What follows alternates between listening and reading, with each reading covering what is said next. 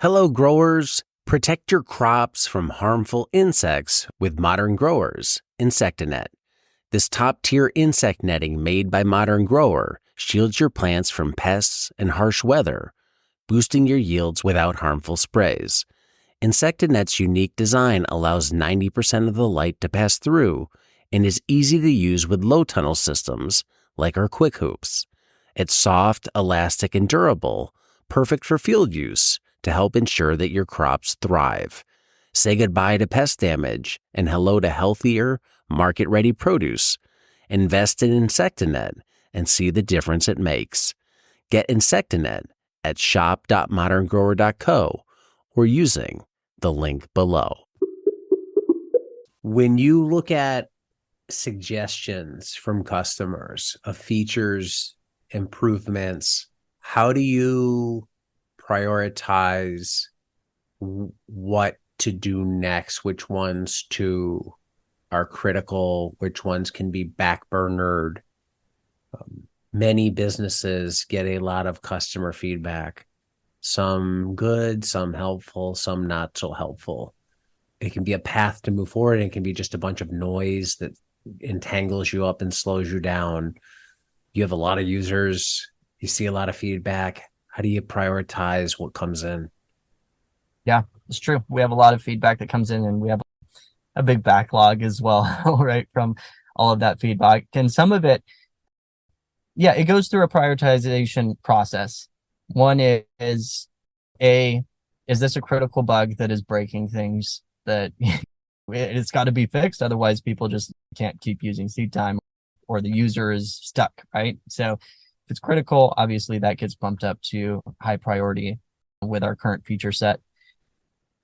Next up is we have a development roadmap, and does what they're interested in doing align with where we're at in our development roadmap and the next steps that we're doing?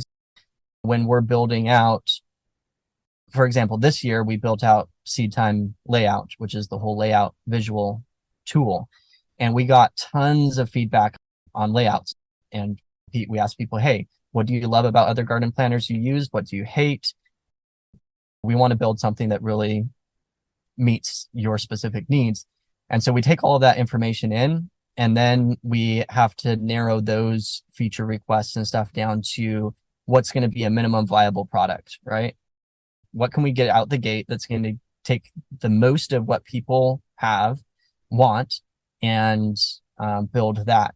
So that's what we did. And then we have extra ones, like, for example, right now we currently only are in feet and inches, whereas we have users overseas that really would like to use metric in their layout plans.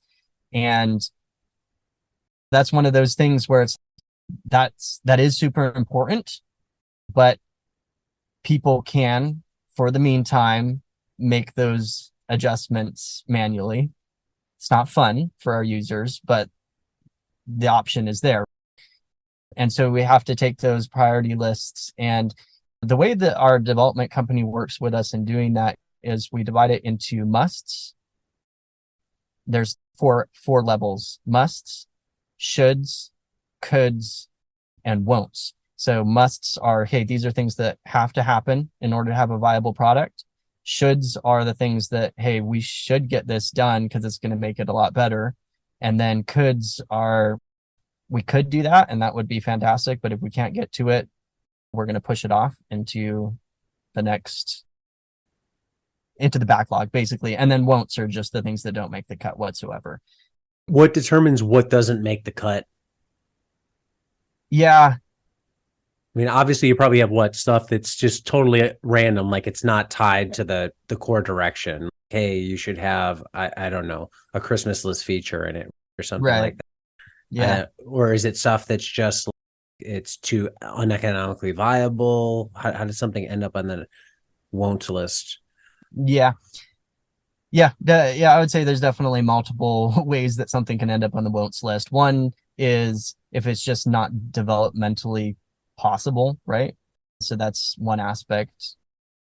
And almost everything is developmentally possible if you try hard enough, right? But if it's just something that's way out there, definitely if it's not aligned with our goals and where we're taking the app, that will push it off onto a wants list. And then sometimes it'll just be something that is just a very unique feature that some very geeky farmer wants for their specific scenario. And we just know that's not something that is going to be a mass that everybody else is going to need. And we can't spend a ton of time building something just for one individual person. We have to focus on what's going to meet the needs of everyone, or a large majority of people.